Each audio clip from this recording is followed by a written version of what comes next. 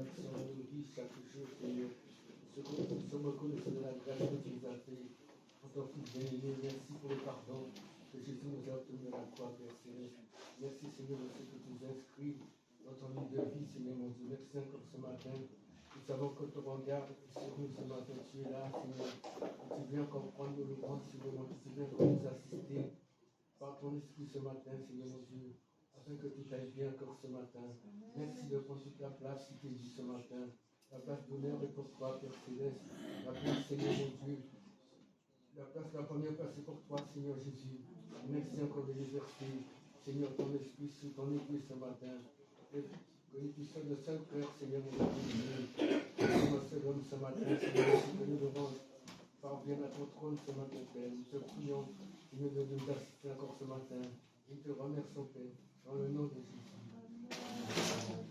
Amen. Heureux est le peuple dont l'Éternel est le Dieu. C'est ce que nous lisons dans ta parole, mais c'est aussi ce que nous vivons. D'ailleurs, on veut l'exprimer encore ce matin, qu'on est heureux d'être tes enfants, heureux de savoir que nos péchés ont été pardonnés, heureux d'avoir cette communion avec toi chaque jour, heureux de savoir que notre Sauveur Jésus-Christ veille sur nous, nous aime, nous conduit, nous éclaire. Merci Seigneur pour tout cela. Amen. Amen.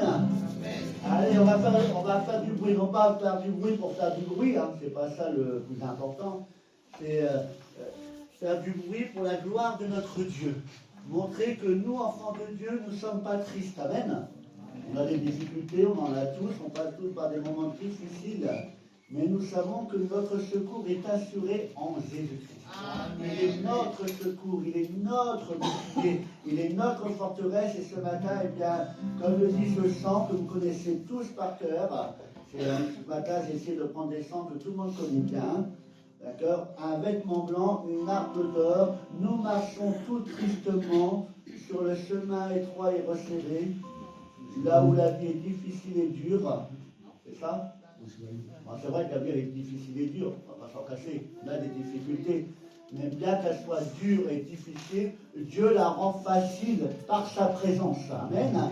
Par sa main toute puissante, nous pouvons dire ce matin, oui, nous marchons tous joyeux vers la cité de Dieu. Amen. Alors on va le prendre tous ensemble, avec force, avec puissance et autorité. Amen.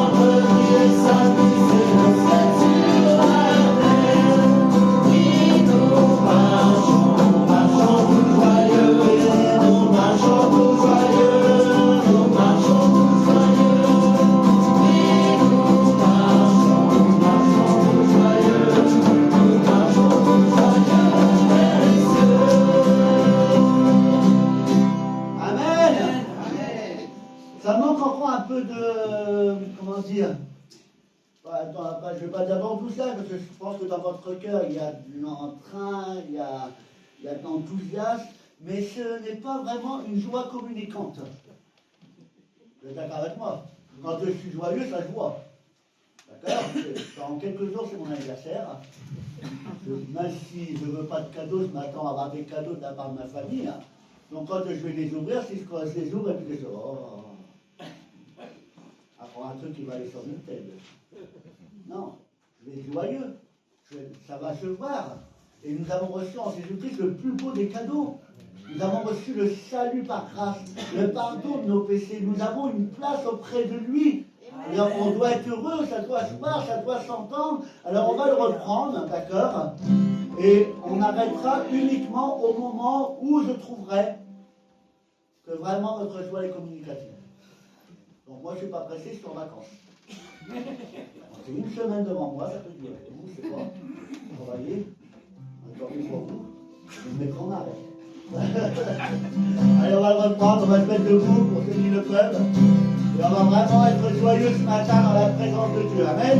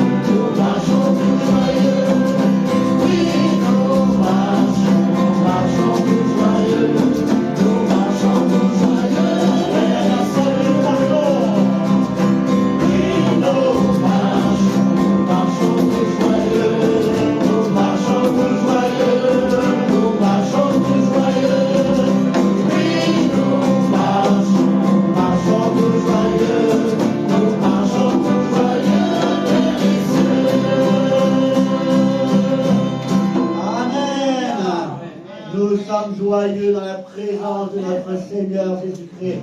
Pourquoi? Parce que la Bible nous dit son amour est si grand que nul ne peut le comprendre, que nul ne peut le mesurer. Cet amour si merveilleux qu'il a tout effacé. Amen. Et ce matin, nous allons le confesser haut et fort. Béni soit le Seigneur, car son amour est grand. Amen. Vous connaissez? C'est un ancien chant. Béni soit le Seigneur, béni soit le Seigneur, son amour est grand, car son amour est grand. béni soit le Seigneur, Béni soit le Seigneur, car il est puissant, car il est puissant. toute louange Seigneur, de tout notre cœur, nous nous tournons vers toi. Tu es notre joie.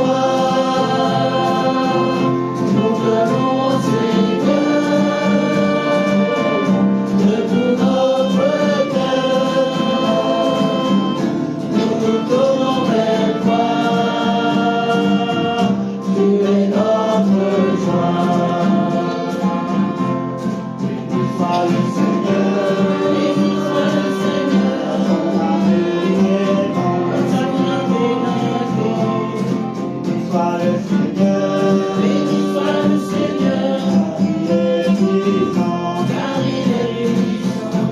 Nous te louons, Seigneur, de tout notre cœur. Nous nous tournons vers toi. Tu es notre joie. Nous te louons, Seigneur, de tout notre cœur. Nous nous tournons vers toi. Tu es notre joie. Béni soit le Seigneur, Béni soit le Seigneur, ton amour est grand. car son amour est grand. Béni soit le Seigneur, Béni soit le Seigneur, car il est puissant. car il est puissant. Te louons, Seigneur, de tout notre cœur. Nous nous tournons vers toi. Tu es notre joie. Nous te louons, Seigneur, de tout notre cœur. Nous nous tournons vers toi. Tu es notre joie. Amen. Allez, un croissant que vous connaissez bien. C'est gentil ce matin.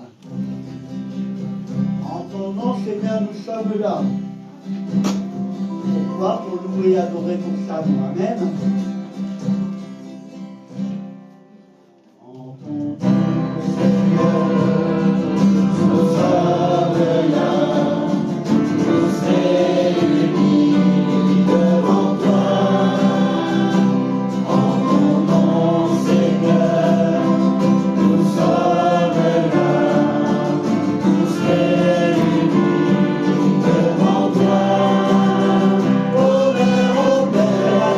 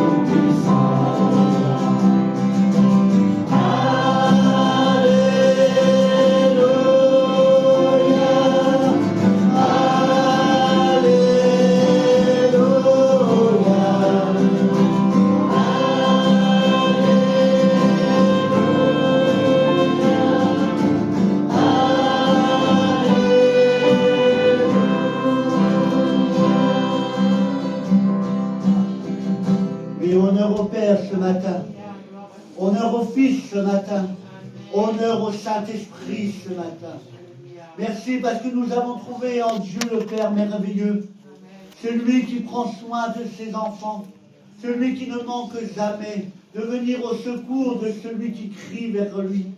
Merci au Fils, parce qu'il est devenu le véritable ami, celui à qui nous pouvons tout dire, celui à qui nous pouvons nous confier ce matin, parce que nous savons que, et encore ce matin, il intercède en notre faveur auprès du Père. Merci au Saint-Esprit, parce que le Saint-Esprit ce matin nous communique encore la pensée de Dieu ce matin. Le Saint-Esprit opère encore dans les cœurs ce matin des miracles, des prodiges et des signes, au nom puissant de ton Fils bien-aimé Jésus-Christ. Le Saint-Esprit ce matin est en train de convaincre les cœurs, de convaincre que Dieu est le seul et l'unique vrai Dieu, le Créateur du ciel et de la terre, mon Créateur. Ce matin, je suis dans la paix, je suis dans la joie et je veux dire merci à mon Dieu. Merci de m'avoir tant aimé, que tu as donné ton Fils pour moi à la croix. Merci parce que tu as fait passer mes intérêts avant tes intérêts. Merci pour tout ce que tu as accompli pour moi. Merci pour Jésus. Merci parce qu'il s'est rendu obéissant jusqu'à la mort. Il a été jusqu'à la mort de la croix. Il a accepté de prendre les coups que je méritais. Il les a pris sur lui. Et merci parce que je sais qu'il est mort à la croix. Mais je sais qu'avant de mourir, il a dit tout est accompli. Il a payé le prix de mon salut. Il a payé le prix pour moi. Et ce matin, je peux dire au effort qu'il est bel et bien ressuscité. Oh, je ne l'ai pas vu sortir du tombeau, c'est vrai. Je n'ai pas vu ses meurtrissures dans ses mains, sur ses pieds, sur son côté. Mais je sais qu'il est ressuscité. Parce que chaque fois que je crie à lui, il entend, il vient à mon secours. Je sais qu'il est vivant. Parce que combien de fois il m'a aidé, il m'a secouru dans les difficultés. Combien de fois il m'a relevé. Combien de fois il m'a retiré la tristesse. Combien de fois il m'a libéré de la colère. C'est pourquoi je peux dire haut et fort, oui, mon Seigneur Jésus est bel et bien vivant. Il est ressuscité. Il est assis à la droite de Dieu le Père. Il intercède en notre faveur ce matin. Alors que son nom soit béni, que son nom soit adoré ce matin, et que le peuple crie tous ensemble, merci au Père, merci au Fils, merci au Saint-Esprit, parce que sans lui nous ne serions pas là ce matin, sans eux nous ne serions pas là ce matin, et avec eux dans nos vies, eh bien, tout est possible, tout est réalisable. C'est pourquoi nous te disons merci, bien-aimé Sauveur. Amen.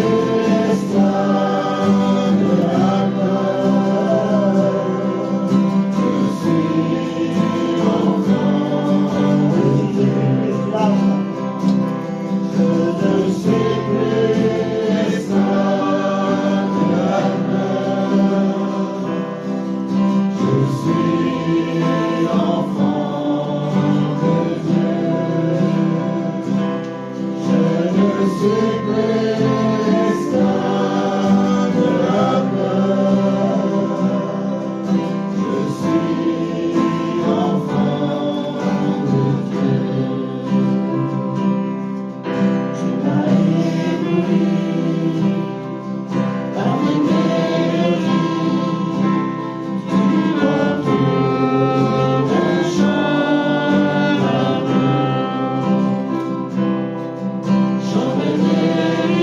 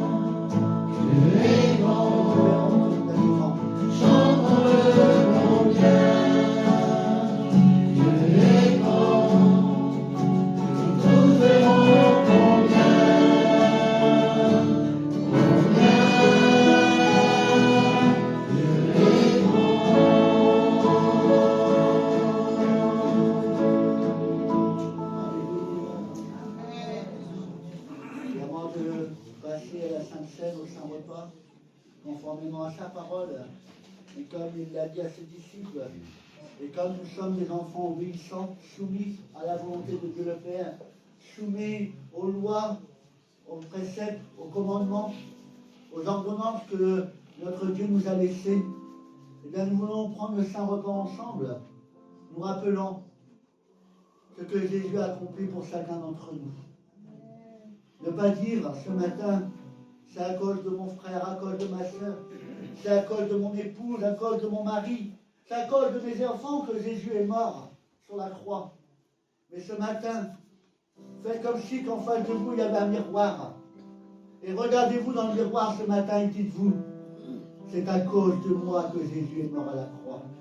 C'est à cause de mes péchés, à cause de ma rébellion, à cause de mon mépris. Parce que j'étais un enfant rebelle, un enfant de colère. Et parce que, à cause de mes fautes, à cause de mes péchés, je me suis éloigné de Dieu. Et comme Dieu était un Dieu plein d'amour, plein de compassion, de miséricorde, il n'a cessé de m'appeler à lui. Il n'a cessé d'appeler l'humanité à revenir à lui. Et personne ne l'entendait. Et aucune bonne action ne pouvait nous réconcilier avec Dieu le Père. Ni l'or, ni l'argent ne pouvaient nous unir avec le Père à nouveau. Le seul moyen d'être réconcilié avec Dieu le Père ce matin, c'est par Jésus-Christ et à travers son sacrifice à la croix. Il a donné sa vie pour vous, comme pour moi. Il a versé son sang pour vous, comme pour moi. Il a été mis au tombeau. Il a été mis parce qu'il est mort. Il a rendu son dernier souffle. Et avant de rendre son dernier souffle, comme il était plein d'amour, il n'y avait en lui aucune colère, aucune amertume, aucune animosité envers ceux pour qui il avait été sacrifié. La preuve, avant de rendre son dernier souffle à la croix, Jésus a dit, Père, Père, pardonne-lui.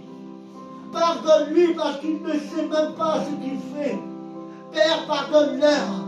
Pardonne leurs offenses, pardonne leurs iniquités, pardonne leurs péchés, efface toutes ces choses. Et accepte-les en ta présence. Et à travers sa mort et sa résurrection, parce qu'il est bel et bien vivant, il est ressuscité, il est assis sur le trône de gloire, il règne en majesté, il est le roi des rois, le Seigneur des seigneurs. Et encore aujourd'hui, il n'attend pas que le temps passe à rien faire. Il intercède pour chacun de ses enfants. Il intercède pour ses frères, pour ses sœurs, pour que la bonté de Dieu se manifeste encore aujourd'hui. Pour que la grâce de Dieu puisse encore s'exercer dans le cœur de chacun. Alors ce matin, peuple, humilions-nous ce matin devant Dieu. Soumettons-nous ce matin à la volonté de Dieu qui nous dit repentez-vous. Repentez-vous ce matin, confessez vos péchés, demandez pardon, revenez à Dieu le Père, parce que Dieu vous aime, et Dieu veut vous secourir encore ce matin. Alors vous qui êtes engagés avec le Seigneur, vous qui marchez d'une manière digne, vous qui vous tenez éloignés du péché, pendant que nous allons prendre ce chant, je vous inviterai à vous lever à votre place. Et notre frère va passer dans les rangs pour distribuer les éléments. Ne prenez pas cela en vain. Ce n'est pas un acte banal que nous allons faire. Parce que ce que nous allons commémorer ce matin, c'est la mort de Jésus et sa résurrection. Et c'est le seul moyen pour tout homme et toute femme d'être sauvé encore aujourd'hui, d'être pardonné de leurs péchés. Et c'est le seul moyen pour qu'un homme et une femme puissent avoir pour être retirés des ténèbres et attirés à l'admirable lumière de Dieu. Donc ensemble, peuple de Dieu, nous nous levons et que nous chantons ensemble ce chant qui nous dit quand je songe ce matin la fameuse croix où Jésus fut meurtri pour moi, je vois encore ce matin, je les vois devant moi, ses mains percées, ses pieds percés, son côté percé, je les vois et je me dis ce matin, Seigneur, c'est à travers tes meurtrissures, c'est à travers tes meurtrissures ce matin que j'obtiens la guérison de mon âme, de mon esprit, de mon corps. Et c'est par le sang que je suis pardonné ce matin. Amen.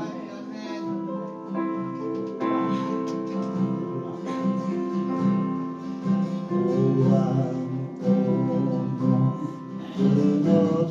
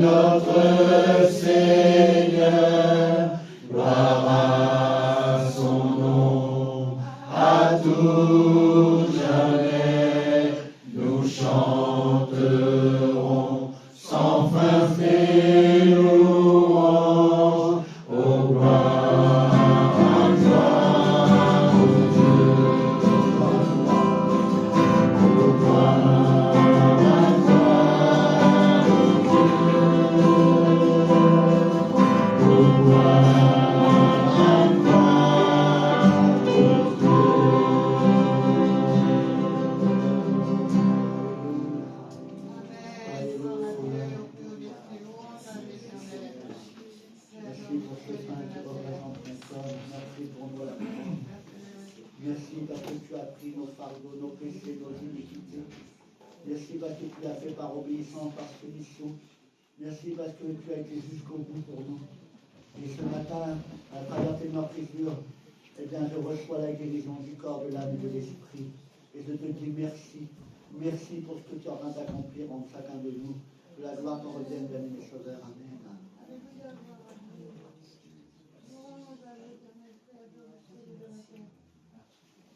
Nous tenons en prendre hommage à cette coupe de bénédiction.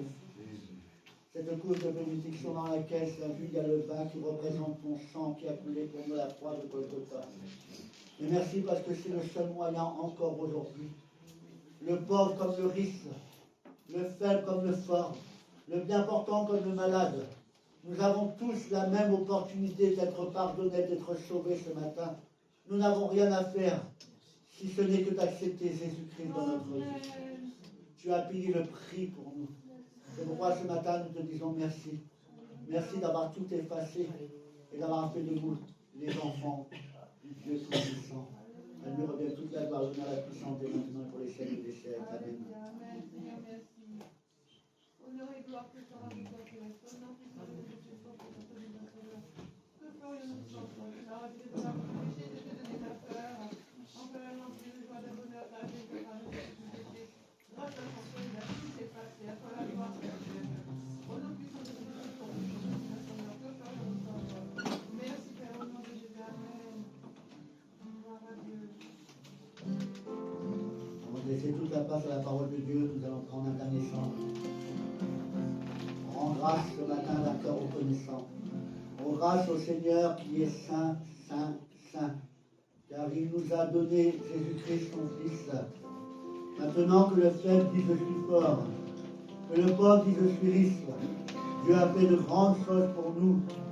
Alors c'est pourquoi ce matin, malgré mes faiblesses, malgré nos manques parfois de force, d'énergie, de compatibilité, eh bien je peux dire que je suis fort, car je suis fort par celui qui me fort, qui suit toutes les Écritures. Amen.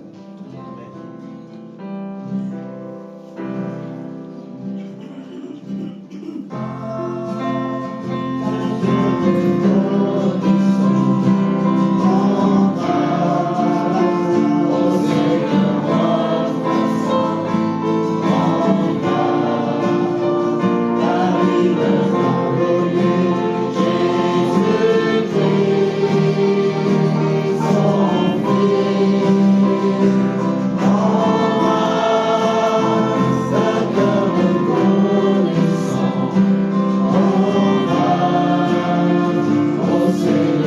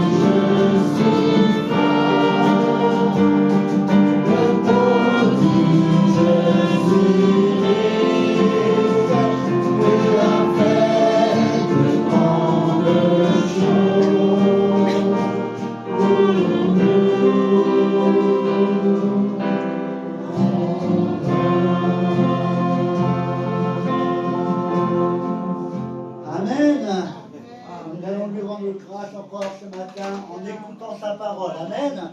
Alors que Dieu bénisse son serviteur qui est venu jusqu'à nous. Que Père, tu sois béni. Et que ce matin, nous puissions recevoir la pensée de Dieu. Amen. Nous sommes venus pour devenir meilleurs. Amen. Je veux que le Seigneur puisse me corriger, me façonner à son image et qu'il puisse faire de moi un enfant parfait. Amen. Que Dieu vous bénisse et que vous êtes.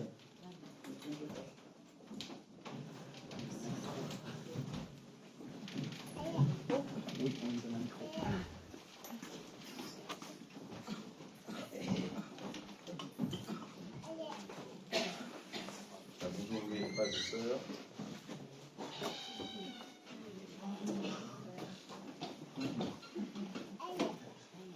Voilà. Ce matin, donc, le thème que le Seigneur a mis en cœur, je vous dis franchement, c'est Dieu parle. Amen. Voilà. Et on va commencer par un premier texte qui nous dit clairement les choses. Donc dans Job chapitre 14, Job chapitre 13, pardon, verset 14, Job, livre de Job, chapitre 33, verset 14, c'est ça.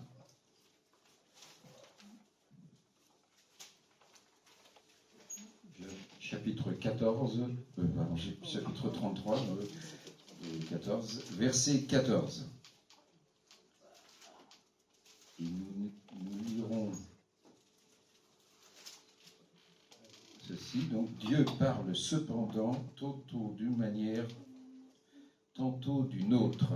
Et on s'arrêtera là. Parce que la suite, c'est vrai, malheureusement que souvent on y prend garde. En tout cas, l'être humain n'a pas tendance à y prendre garde. Justement, ce que je voudrais ce matin vous dire, c'est que Dieu parle. Mon frère, ma sœur, tu es comme moi, il y a des questions que tu te poses, il y a des attentes parfois qui sont dans ton cœur, mais tu souffres qu'elles ne se font pas comme tu le souhaiterais. Tu te trouves peut-être dans des situations qui sont difficiles, délicates. Il n'y a pas de solution à vue humaine. Mais tu es conscient que Dieu peut avoir une réponse à cette attente et à ce besoin. Et je crois ce matin que le Seigneur veut te rappeler qu'il parle. Amen. Tantôt d'une manière et tantôt d'une autre. Et donc j'ai pensé à ceci.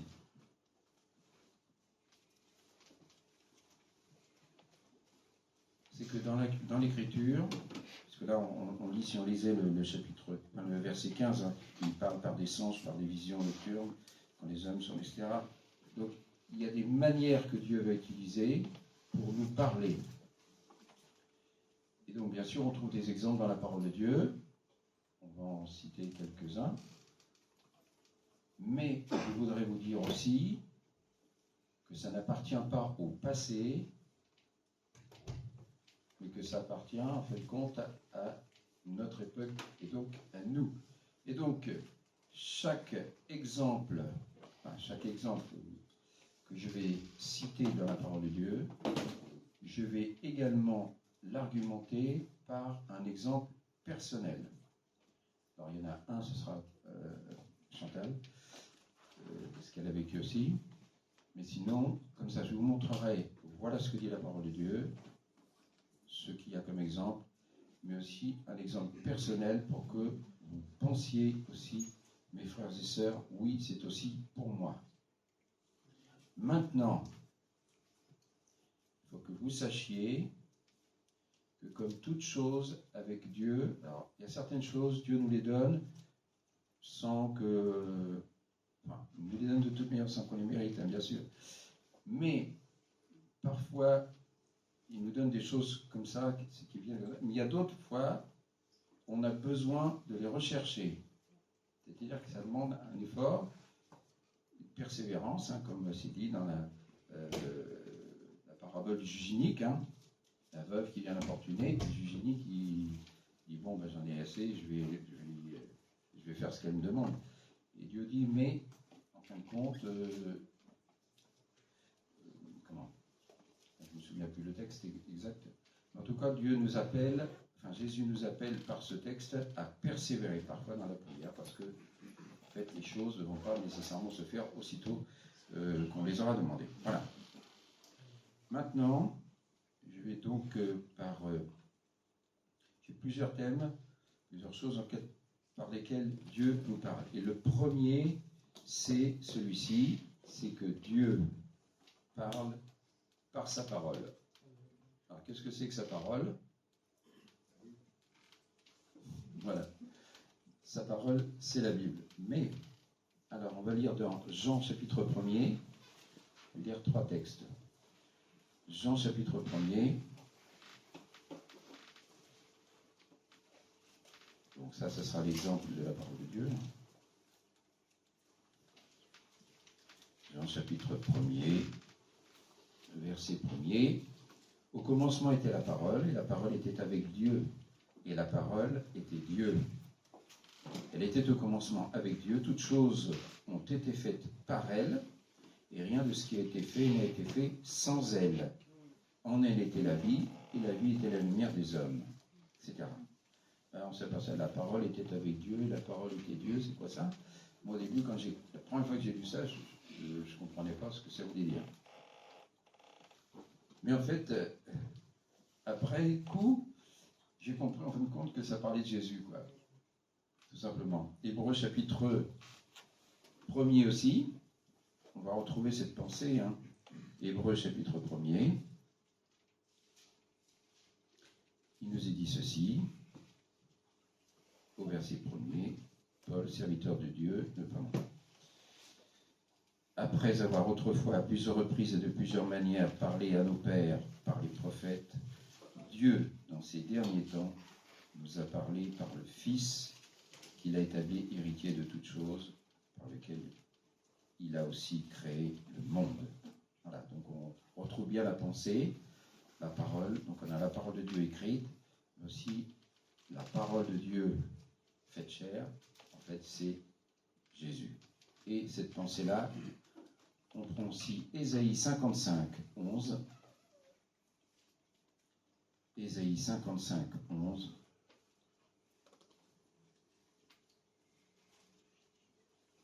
Un texte qui ne semble pas, a priori, parler de la même chose, mais pourtant, si. 55, 11, voilà ce qui nous est dit. Ainsi en est-il de ma parole qui sort de ma bouche. Elle ne retourne point à moi sans effet, sans avoir exécuté ma volonté et accompli mes desseins. Or là, on peut penser que c'est ce que Dieu dit, hein, quand il dit quelque chose, les choses arrivent. Mais en fait, si on y réfléchit bien, on voit bien qu'il y a aussi le sens de la parole qui ne retourne point à moi sans effet, sans avoir exécuté ma volonté. En fait, on peut aussi penser à Jésus, la parole incarnée, on est bien d'accord, qui ne retourne point à moi sans effet, sans avoir exécuté ma volonté. Et moi, ça me fait penser à ce que Jésus dit sur la croix, tout est accompli. Ça veut dire, j'ai bien accompli tout, et donc il meurt, il ressuscite, et l'ascension, il repart. Donc on voit bien, il est bienvenu sur la terre, et avant de repartir vers le ciel, il a bien tout accompli. Vous voyez, on retrouve un peu cette pensée, on retrouve complètement cette pensée. D'accord? Donc, mes frères et sœurs, l'importance de lire la parole de Dieu, c'est primordial.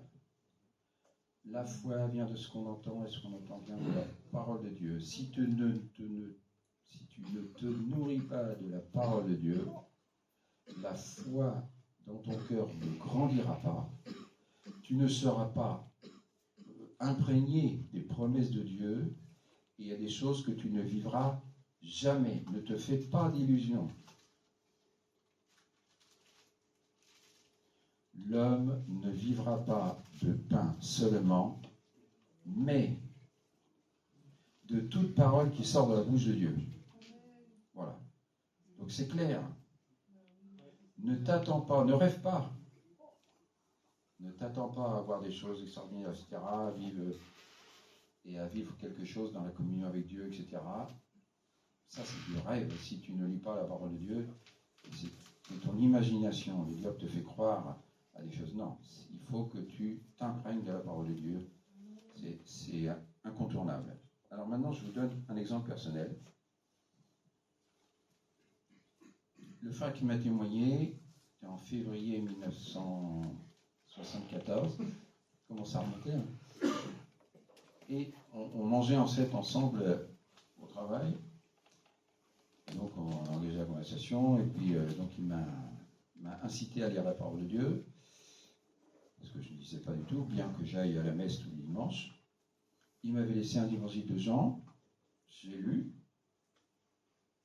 et une fois que j'ai fini l'évangile de Jean, comme je voulais vraiment lire la parole de Dieu, j'ai commencé à prendre un Nouveau Testament et je suis tombé sur l'évangile, premier évangile de Matthieu. Alors bien sûr, dans Matthieu, je commence à lire la généalogie, tac, tac, tac, puis on arrive à un moment donné où c'est notre Père. Alors Jésus dit, notre Père qui est aux cieux, que je connaissais par cœur, puisque quand on allait à la confession, il fallait des fois en réciter 4, 5, 10 pour être pardonné, quoi. Bon, bref. Et après, juste après ça, Jésus dit, pardonnez à ceux qui vous ont offensé. Alors,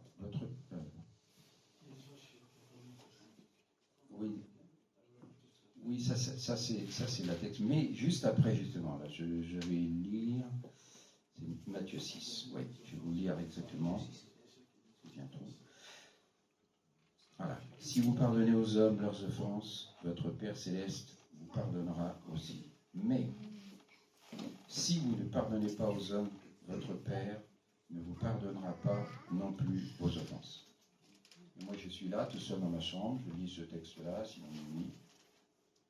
Et au moment où je lis ce texte, juste ça, paf, d'un seul coup, j'ai cette pensée-là qui me vient. Il y a 7 ans, avec mon cousin, on a été agressé par des gars.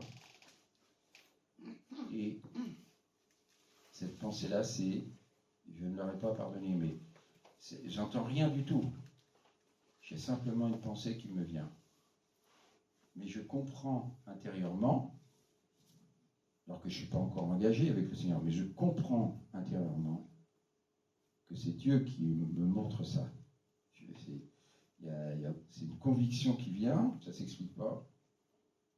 Et en fait, c'est comme si Dieu me disait, mais en fait, si tu crois à ce qui est écrit, à ce que tu viens de lire, si tu le crois, Amen. mais il faut que tu pardonnes. Et là, je comprends aussi, mais tout ça, c'est un processus qui se passe dans ma tête, mais je comprends bien, en fin de compte, que tout ça, c'est Dieu qui le crée en moi, quoi. Et donc, je comprends que si je veux faire ce que Jésus dit, eh bien, il faut que je pardonne. Et intérieurement, je me dis simplement, je veux bien pardonner, mais je ne me sens pas capable de le faire. Et je dis simplement, aide-moi, Seigneur. C'est tout. Et au moment où je dis, je ne le prononce même pas, vous voyez, c'est dans ma tête. Hein. Je dis ça simplement, je sens qu'il y a un poids qui sort de moi. Et je comprends, pour la première fois de ma vie, vous voyez, j'ai presque 24 ans, je comprends en fin de compte, d'un seul coup, simplement, vous voyez, j'ai juste lu la parole de Dieu, et j'ai répondu favorablement à ce que Dieu me demandait. Et là, je vis pour la première fois quelque chose avec Dieu dans cette intimité que je n'ai jamais eu avant, alors que j'allais tous les dimanches à la messe, et que le soir, j'étais dans mon lit, je faisais ma prière, et je n'ai rien vécu. Vous voyez? Donc, Dieu parle par sa parole. C'était le premier exemple. Dieu parle aussi par les dons spirituels. Je ne vais pas les rappeler, mais je pense que vous connaissez la parole de Dieu dans 1 Corinthiens 12, Il y a les dons de puissance, les dons d'inspiration et les dons de révélation. Et dans les dons dans lesquels il y a une expression verbale, et donc la parole de connaissance, la parole de sagesse, la prophétie, entre autres. Enfin, celles qui sont les plus appropriées pour dire que Dieu parle. Et là, je vais vous donner aussi, donc là, il y a différents exemples dans la parole de Dieu, mais je vais vous donner donc le premier exemple que j'ai vécu personnellement. Donc mon collègue qui m'avait témoigné, donc en février, je ne suis jamais allé pendant 4 mois dans son église, hein, je continuais à aller à la messe. Et au bout de 4 mois, comme il m'avait invité, puis que c'était Pâques, je crois, il m'a dit est-ce que tu comptes faire, est-ce que tu viendrais? Et moi j'ai dit bon allez, on va bien voir ce que ça donne. Donc je viens ce dimanche-là. L'église, c'était Elbeuf, l'église était bien pleine, la salle de réunion en tout cas était bien pleine. Et puis, donc, il y a le moment de louange, c'est-à-dire où les chrétiens s'expriment, les uns pour les autres, remerciant Dieu. Et pendant ce temps-là, il y a une dame qui était alors, à l'époque, je ne savais pas que c'était la femme du pasteur d'ailleurs, Madame Hamel. D'un seul coup, elle se met à parler, mais pas s'exprimer à Dieu, mais que s'exprimer à quelqu'un. Donc ça ne connaissait pas, elle ne me connaissait pas. Moi j'étais noyé dans la foule, personne pratiquement me connaissait ici. Et vous savez comment ça se passe, les gens se taisent, c'est-à-dire on écoute parce qu'on sait que la personne, elle a reçu une pensée de Dieu, elle l'exprime. Et au moment où elle démarre ce qu'elle dit, moi je sens quelque chose en moi, quoi. Et je comprends en fin de compte que Dieu est en train d'agir en moi. Et en même temps, tout ce qu'elle dit, c'est exactement ma situation. Et c'était en fait, je marche devant toi et tu n'as qu'à suivre l'empreinte de mes pas. Voilà. Et je ne savais pas trop ce que ça voulait dire, mais en tout cas, j'avais bien compris que c'était moi qui étais concerné par ce message. Et en gros, ça voulait dire que Dieu était en train de tracer le cheminement devant moi pour me conduire à lui, quoi. Et c'est exactement ce qui s'est passé par la suite. Parce que quelques jours après, dans ma chambre, j'ai vraiment vécu la repentance et la nouvelle naissance. Voilà. Donc, pour vous donner un exemple. Ah oui. Et puis alors, donc ça, c'est pour une prophétie. C'était une prophétie. Hein. Mais là, je vais vous donner un autre exemple qui est une parole de connaissance. C'est-à-dire que Dieu connaît une situation précise et veut y répondre. Alors, nous étions au camp de Saint-Père, sur mer, là, dans le camp d'Allo. Les jeunes n'étaient pas encore arrivés, c'était la veille, je crois, où ils devaient arriver. Peut-être le jour où ils devaient arriver, donc on avait un temps de prière. Donc il y avait un pasteur qui était là, et puis toute l'équipe d'animation, et puis ceux qui travaillent à la cuisine, tout ça. On était ensemble le matin, on priait ensemble. Et puis, donc le frère apporte un message, puis après on passe au temps de prière. Alors moi je m'exprime dans les premiers, voilà. Et puis pendant que les autres prient, d'un seul coup j'essaie d'une pensée comme ça qui me vient, et je pensais en fait à prier, parce que la pensée était celle-ci, c'est que quelqu'un était venu au camp, parmi le personnel, là, qui était certainement ici, je ne savais pas qui. Et cette personne-là avait un souci chez elle, un problème, mais comme elle s'était engagée à venir au camp, eh bien, elle dit, bon, bah tant pis, puisque je me suis engagé, je vais être fidèle à mon engagement, je viendrai quand même au camp. Et dans ma pensée, c'était, je voulais prier en fin de compte pour que le Seigneur règle cette situation-là. Vous voyez, c'est un peu une pensée comme ça. Mais je me suis dit, oh, moi j'ai déjà prié, je ne vais pas reprier. Et juste après, Josué Boinet, peut-être que vous connaissez le fils du pasteur, en ce moment d'ailleurs sur Marom, il est en formation pastorale aussi. Et donc le frère s'exprime, et en fait il apporte la pensée que moi j'avais eue. C'est-à-dire, voilà, en gros, enfin je vous dis, t'étais engagé à venir au camp, mais tu avais un problème chez toi. Mais comme tu as pris la décision d'être fidèle à ton engagement et de me servir dans ce camp, eh bien moi, je te promets de régler le problème pendant que tu seras ici. En fait, c'était ça. Ça veut dire que Dieu avait la connaissance de cette situation-là, et il disait à la personne, eh bien, puisque toi tu es fidèle, moi je le serai aussi en réglant ton problème. Vous voyez? Et ça, c'est une parole de connaissance qui était venue. Voilà. Troisième manière dont Dieu peut s'exprimer, par un songe ou une vision. On pourrait lire dans Acte au chapitre 1er. Acte chapitre 10, pardon. Voilà. Acte chapitre 10, et c'est le verset 1er.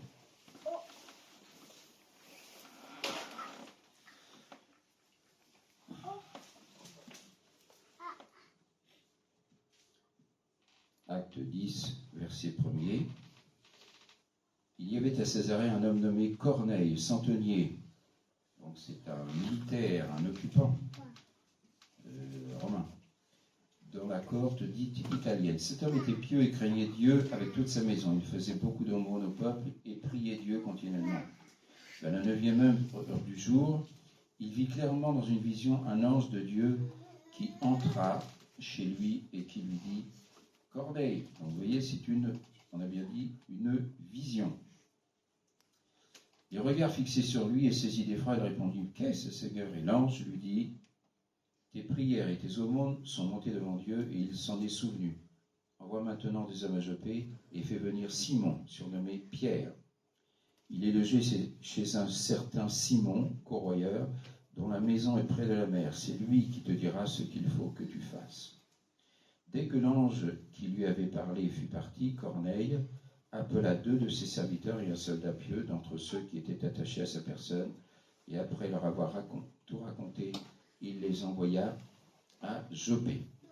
Le lendemain, comme ils étaient en route et qu'ils approchaient de la ville, Pierre monta sur le toit vers la 6e heure pour prier. Il eut faim, il voulut manger. Pendant qu'on lui préparait à manger, il tomba en extase.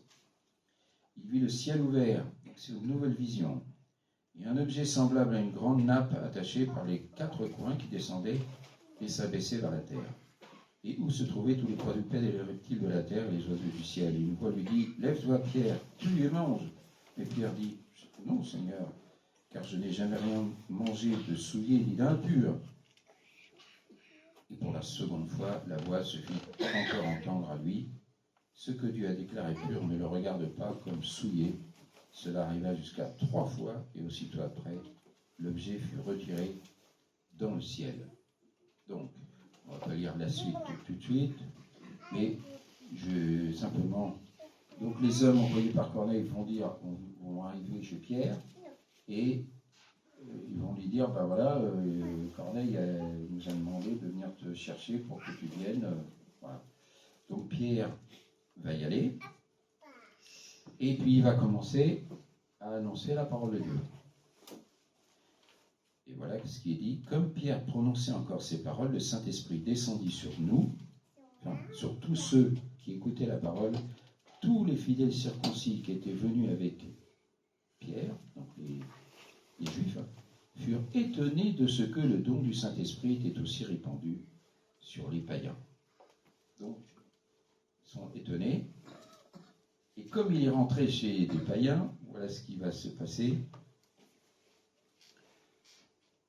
Au verset, donc chapitre suivant, donc chapitre 11, les apôtres et les frères qui étaient dans la Judée apprirent que les païens avaient aussi reçu la parole de Dieu. Et lorsque Pierre fut monté à Jérusalem, les fidèles circoncis lui adressèrent des reproches en disant « Tu es entré chez les saints circoncis et tu as mangé avec eux. » Parce que ça ne se faisait pas à l'époque. Les Juifs ne devaient pas rentrer, ça les souillait. Mais donc Pierre raconte tout ce qu'il a vécu là-bas. Et qu'est-ce qui se passe? Verset 18. Après avoir entendu cela, ils se calmèrent et glorifièrent Dieu en disant « Dieu a donc accordé la repentance aussi aux païens afin qu'ils aient la vie. » Voilà. Donc, vous voyez tout ce processus, ces visions qui ont été données à Pierre et à Corneille. Dieu avait préparé tout cela pour montrer aux Juifs que le plan de salut, il n'était pas que pour les Juifs, mais aussi pour les païens. Et donc, c'était intentionnellement, bien sûr, que Dieu avait fait ces choses-là pour justement amener à une autre vision des choses pour les Juifs. Donc, les visions, donc on voit que la vision se fait pendant que la personne est encore éveillée. Par contre, les songes, comme quand Joseph apprend que Marie est enceinte alors qu'ils ne sont que fiancés, lui, il dit, oh ben, je vais rompre avec elle en secret, sinon on va se faire lapider. Mais il a un songe, et il lui dit, non, cet enfant vient de Dieu, donc tu peux la prendre pour femme. Et donc il obéit, donc c'est un songe. Et là, je vais vous raconter donc quelque chose de... C'est Chantal qui a vécu ça. Donc nous étions encore à notre ancien lieu de culte à Saint-Étienne-de-Rouvray. Et donc Chantal a ce songe pendant la nuit, un jour. Donc elle se voyait rentrer dans la salle. C'est un petit peu comme si elle rentrait par la porte du fond, là. Et elle rentre à l'envers et elle recule comme ça. Et elle s'aperçoit que les rangs du fond sont très clairsemés, il n'y a presque plus personne. Et au fur et à mesure qu'elle recule, donc elle dit mince, il y a presque personne. Et à un moment donné, ça s'arrête parce qu'elle sait que devant, il y a des gens. Bon, alors elle le dit au pasteur de l'époque. Et puis le frère dit, oh ben là, j'espère que ça ne va pas être une division, parce qu'en fin de compte, notre église était relativement pleine, quoi. En fait, ça ne s'est pas passé. Un an après, grosso modo, je crois qu'il est parti. Et on a eu un autre frère qui est venu après. C'était Daniel Petier. Et pendant les 4 années où le frère était là, l'église grandit numériquement. Et on se retrouvait même qu'on avait besoin de rajouter des chaises au fond et des chaises dans les allées. On avait des chaises pliantes, on les rajoutait. Et puis, la dernière année, l'auditoire a commencé à baisser. Et à cette époque-là, en fin de compte, le frère, comme on était 3 à faire chanter et à prier, donc il y avait mon beau-frère, il y avait David de Weber que vous voyez de temps en temps, et il y avait moi. On était 3, plus le batteur, donc ça faisait 4. Et le frère nous avait donné une liste des chrétiens, et il l'avait divisé en 4, et on avait chacun notre liste pour qu'on prie pour les frères et sœurs. Donc il y avait un quart de l'auditoire sur ma feuille. Et donc, la dernière année, donc ça a commencé le nombre de chrétiens a commencé à décliner. Alors il y a eu 4 raisons pour lesquelles donc et puis quand comment il s'appelle, Marc-Antoine est arrivé après, donc ça a continué à diminuer. Et là, à ce moment-là, j'ai repensé à ce que Chantal avait eu comme songe, et j'ai repris donc ma liste des chrétiens. Et j'ai barré, ah ben non, un tel il est décédé, une telle elle est décédée, à l'autre, ah ben non, ça c'était des étudiants, ils étaient là dans la région rouennaise, mais ils sont repartis. Ah ben ça c'est, ah ben non, ces chrétiens-là, ils ont déménagé. Et puis, ah ben ceux-là, ils sont repartis dans leur église, parce qu'à l'époque, ça allait pas trop bien. Et puis, il y a eu un changement de pasteur, donc ils sont repartis dans leur église d'origine. Et une fois que j'ai fait le compte, j'ai barré, en fait, il y avait un tiers des chrétiens qui n'étaient plus là. Vous voyez, on est passé de 200, presque 210, vous voyez, à un tiers de moins. Et donc, je me suis dit, en fin de compte, c'était pas un hasard, ce que ce songe, en fait, ça correspondait bien à quelque chose que nous avons vécu. Alors depuis, bien sûr, l'Église a beaucoup progressé numériquement, malgré tout, mais c'est pour dire que, si vous voulez, c'est pas quelque chose qui appartient seulement au passé, mais ce sont des choses que l'on peut vivre aussi aujourd'hui. Quatrième manière de parler, aussi, Dieu peut nous parler précisément par le moyen d'une prédication, un peu comme ce matin. Et là, je vais vous donner un exemple personnel, c'est les dernières vacances. Donc nous étions au camp de Saint-Père, et puis quand le camp se termine, non, c'est même avant, le dimanche, des fois, on n'a pas de pasteur sur place au camp. Donc qu'est-ce qu'on fait? On va dans la petite église qui est à côté, donc sur Granville. On est à 10 km. Puis les chrétiens là-bas sont contents de nous voir parce que ça leur fait du monde, il y a plein de jeunes qui arrivent et tout ça. Puis le frère me demandait un dimanche, est-ce que ça vous dérangerait d'apporter la parole de Dieu? Je lui dis, bon, pourquoi pas. Hein, voilà. Donc ce dimanche-là, on vient avec les jeunes et c'était moi qui devais apporter le message. Bon. Donc le soir, je vais travailler le samedi après-midi. Le soir, j'avais terminé, j'avais mon thème et je devais prêcher sur quelque chose, en fin de compte, où la personne, comment je peux dire ça? La personne devait se repentir de quelque chose si elle voulait que la situation se règle. Je ne sais plus exactement, je n'ai pas retrouvé même mon message. Mais en fait, c'était ça, le thème principal. Donc alors, ce matin-là, donc, je prêche simplement, ça ne dure pas très longtemps d'ailleurs. Et puis, je dis à la fin ce que le Seigneur m'avait montré quand j'ai terminé, en fait, quand le soir, j'avais terminé mon travail. Et puis, je dis, je vais prier pour demain. Et au moment où je me mets en prière, j'ai cette pensée-là. C'est la parole que Jésus prononce quand il est dans la synagogue à Nazareth. Et il dit, aujourd'hui, cette parole de l'Écriture est accomplie. Et donc, quand je reçois cette pensée-là, je me dis, certainement que le message que je vais apporter demain, la chose va s'accomplir. Bon.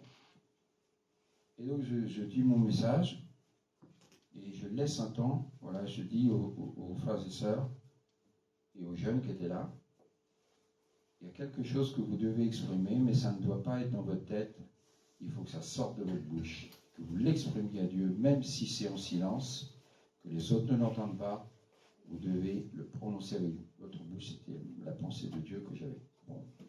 Alors, il y a quelques personnes qui ont prié, etc.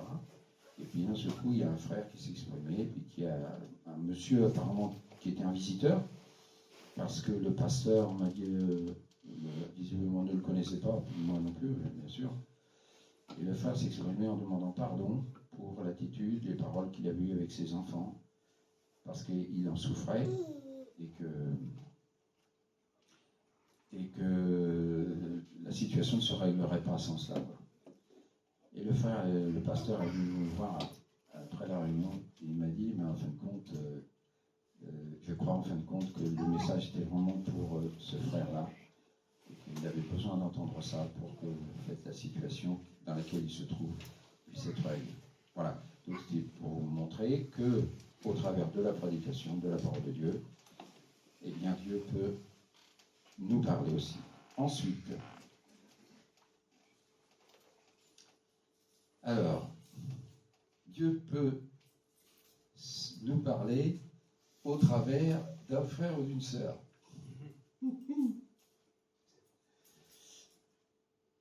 Ça, c'est moins évident, puis on n'y pense pas, mais en réalité, c'est vrai.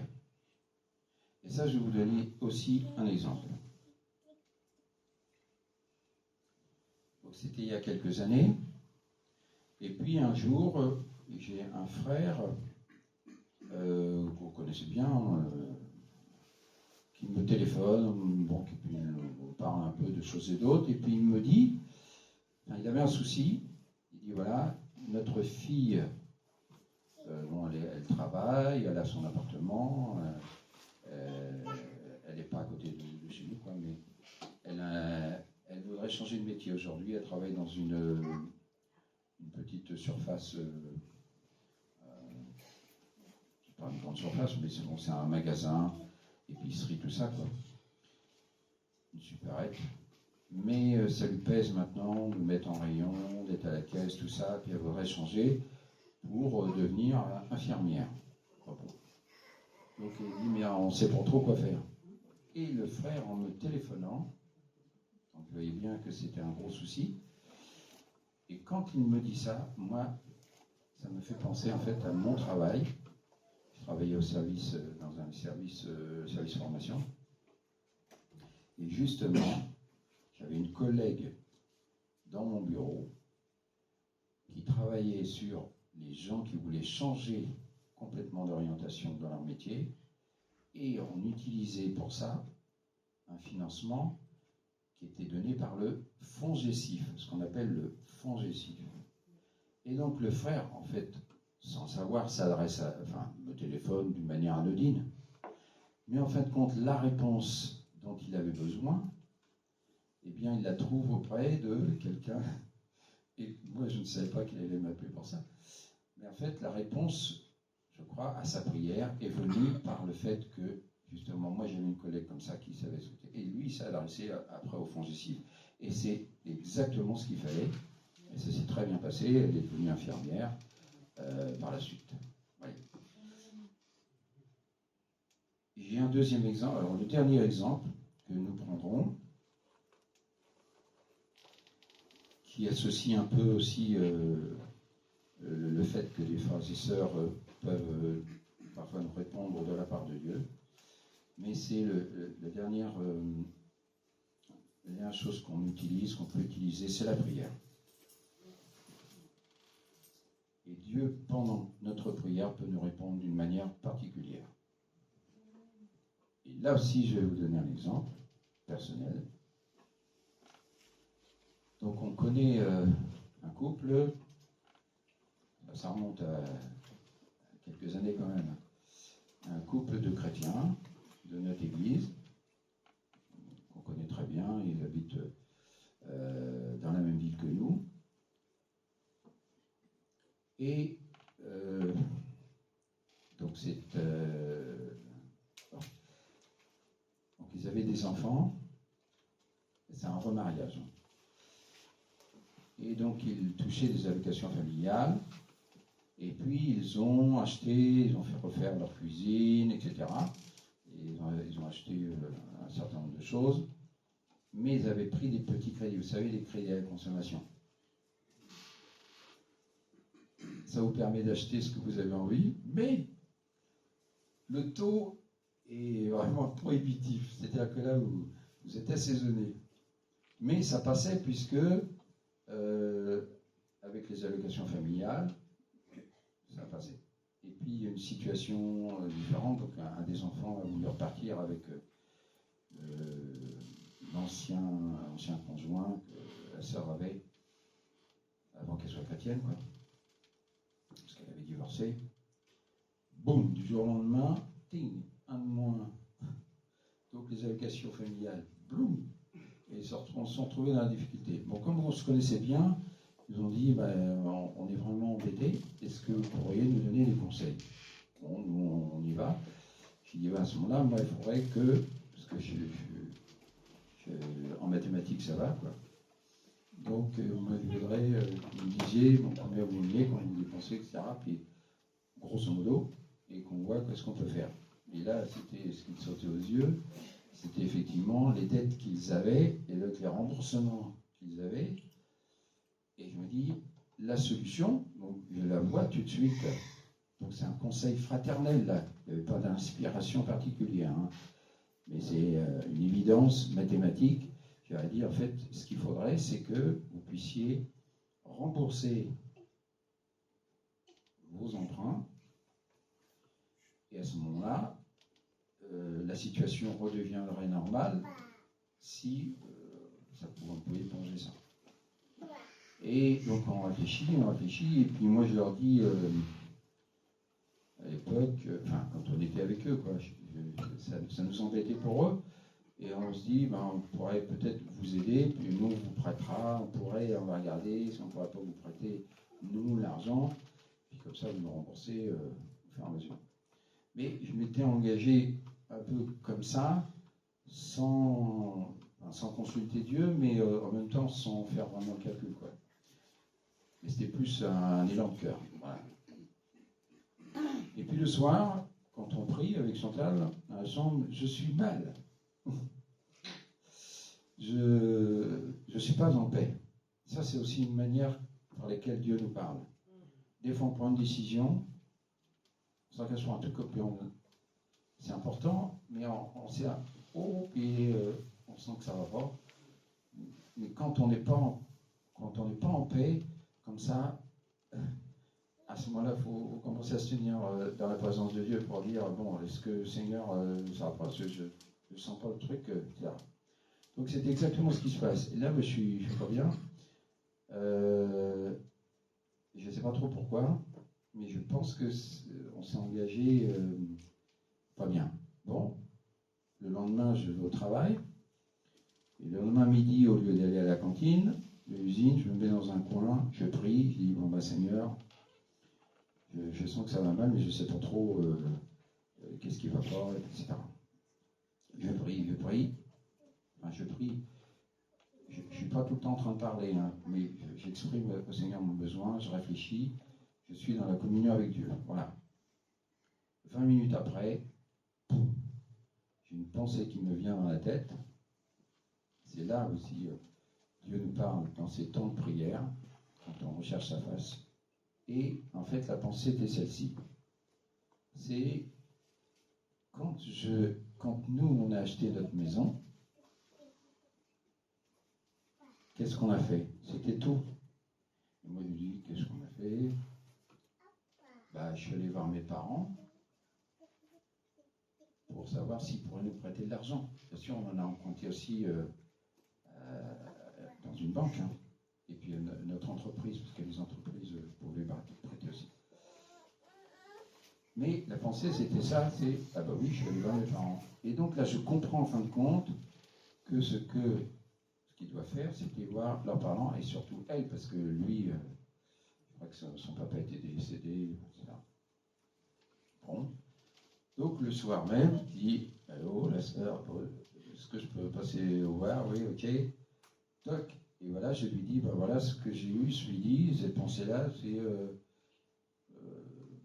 voir les parents. Alors, est-ce que tu pourrais pas demander à tes parents? Alors là, elle me dit, alors là, c'est les dernières personnes auxquelles j'aurais pensé à demander de l'argent. Parce que quand j'étais toute seule, mon mari est parti, avant qu'elle se convertisse, qu'elle s'est mariée avec un chrétien.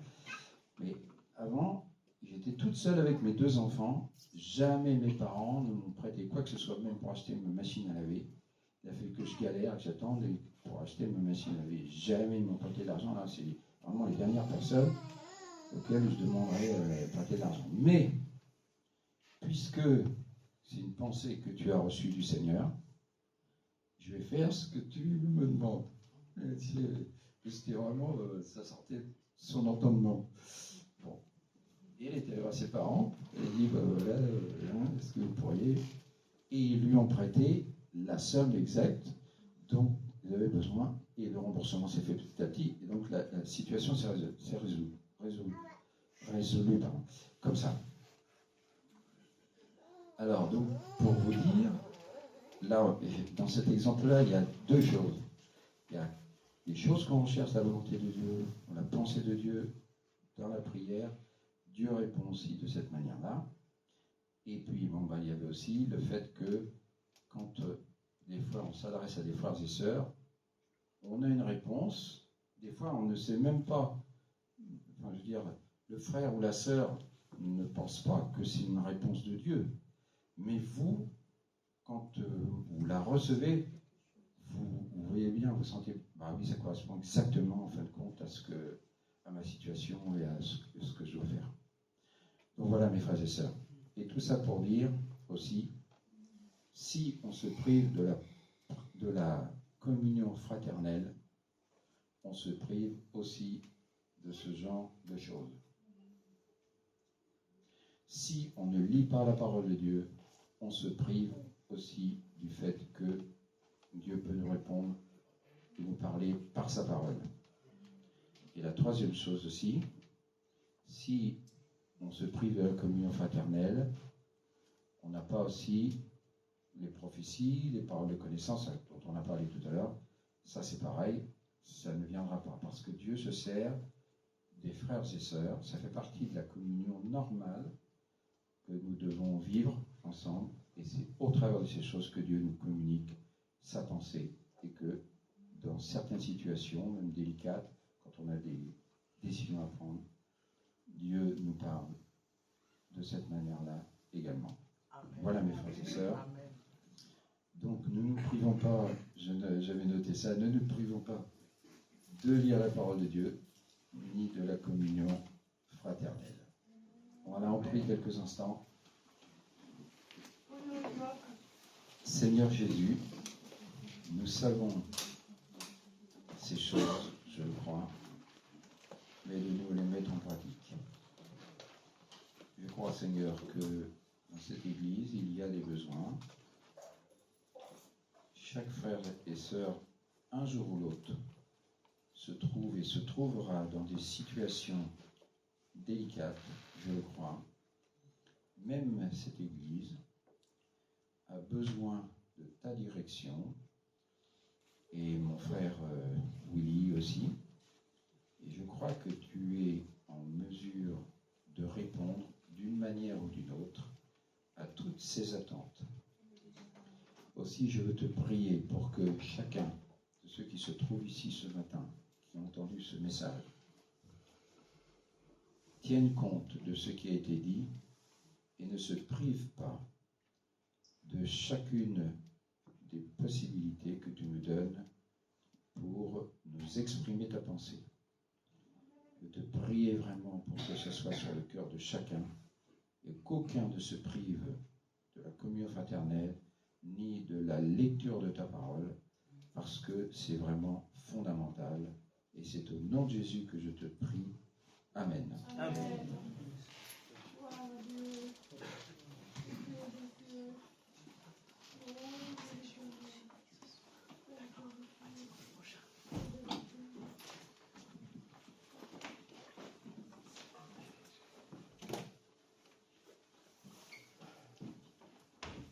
Amen.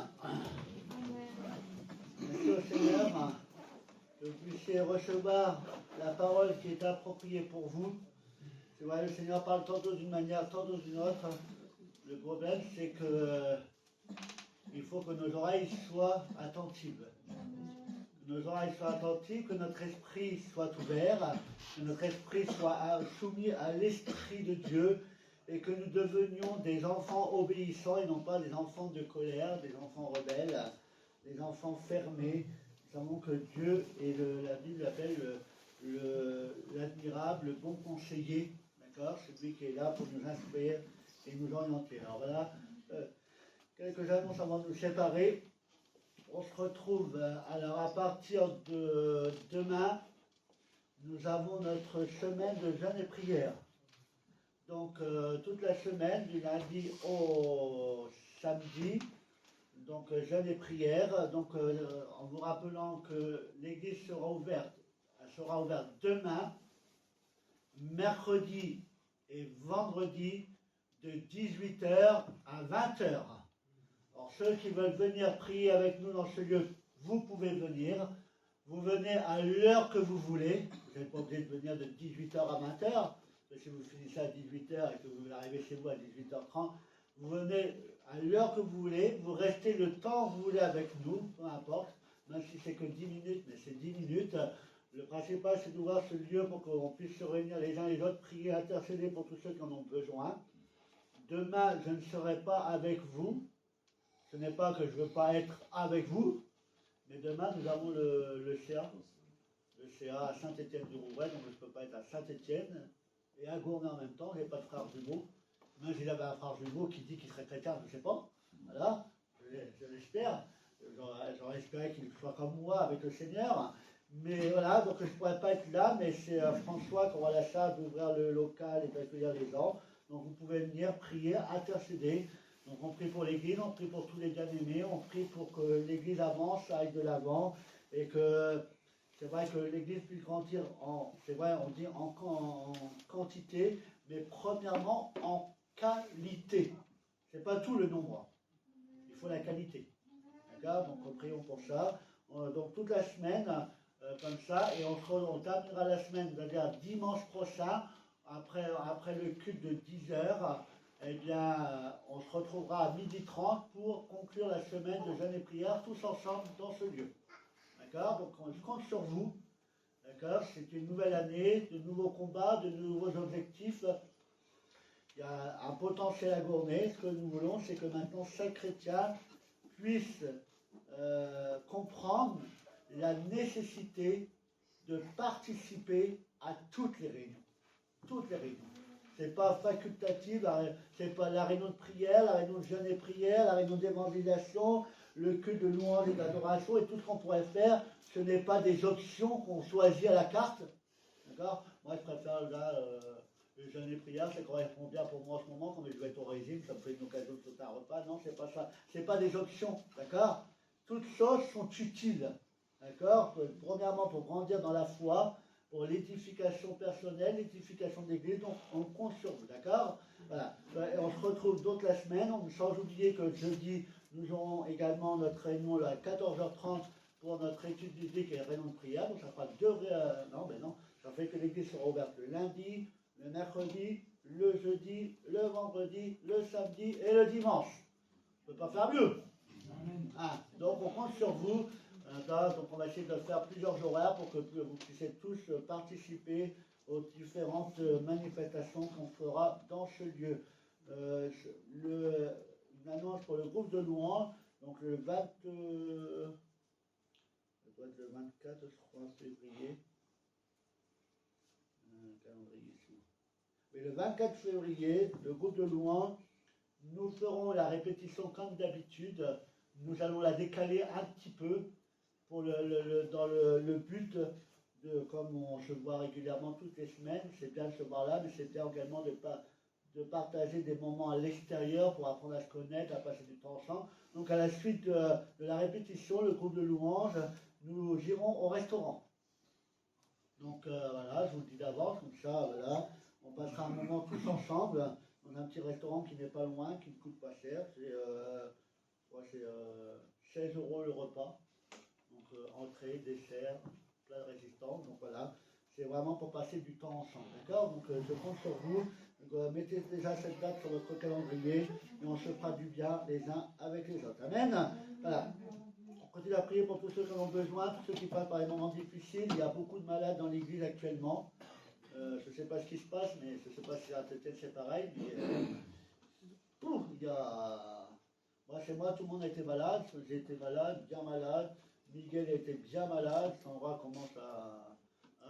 Anaïs est bien malade également. Priez pour elle. Il faut qu'elle passe de nouveaux examens. Elle a passé d'examens, les prises de sang et tout ça. Mais elle a tellement de symptômes différents qu'ils ne savent pas trop ce qu'il y a. Donc, il faut qu'elle refasse des examens supplémentaires pour essayer de trouver ce qu'elle a. Donc, priez pour elle et pour tous ceux qui sont malades dans l'église. On va prier pour notre sœur Nicole qui est avec nous. On prie pour elle afin que Dieu la relève totalement et entièrement. On prie pour Lucette également. Lucette, son fils s'est fait opérer il n'y a pas longtemps. Mais grâce à Dieu, ça s'est bien passé. Merci au Seigneur. Et tous ceux qui en ont besoin, n'hésitez pas à vous faire connaître. On priera pour vous, on priera avec vous. On vous soutiendra et on vous apportera probablement une aide précieuse de la part de notre Seigneur Jésus-Christ. Amen. Il n'y a pas d'autre annonce. Merci à notre frère d'être venu jusqu'à nous. Notre sœur, nos salutations à l'église de Saint-Étienne. Voilà. Et on va terminer par un chant et après notre sœur terminera par la prière. Amen. Allez, on se met debout, on termine par un chant. dans la joie et la bonne humeur.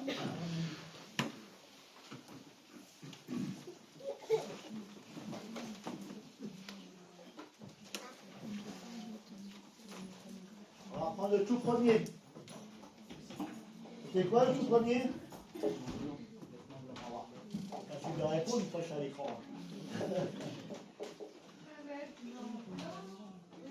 Allez.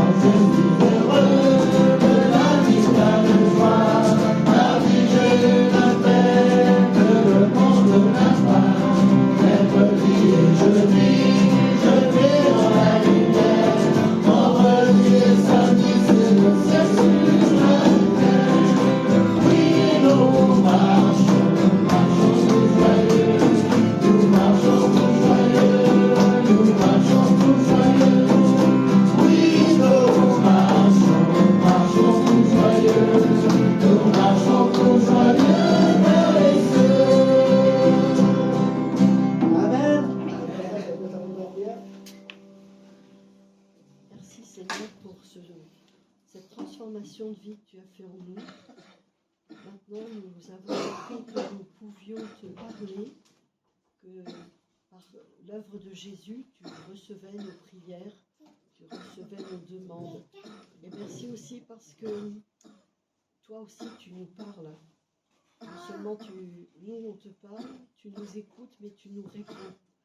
Et merci pour cette prédication de ce matin qui nous rappelle ces choses et toutes les façons que tu as de nous parler.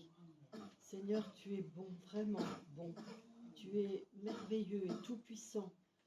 Et c'est parce que nous savons que tu es tout-puissant que nous osons te demander des choses personnelles. On sait qu'on a compris, parce que tu l'as déjà fait, mais on a compris, Seigneur, qu'on pouvait avoir une confiance absolue en toi. Tu t'occupes de tout dans notre vie. Tu prends tout en charge quand tu nous prends. Tu nous prends tels que nous sommes et tu nous aimes inlassablement. Merci, merci vraiment de ces échanges. Avant de te connaître, on n'aurait pas imaginé cette vie-là. Je veux te remercier, te bénir pour tout ce que tu nous as donné depuis ces années et de tout ce que tu nous donneras encore. Merci de prendre soin de ceux qui ont besoin de toi aujourd'hui, qui t'ont présenté des sujets qui leur pèsent. Ils ont besoin de solutions, de résolutions à des problèmes. Merci de guérir ceux qui sont malades. Apporte, Seigneur, ce que tu sais faire de mieux pour nos vies. Nous te louons et nous te bénissons, Seigneur, en Jésus. Amen. Amen. Que Dieu vous bénisse et que Dieu vous accompagne.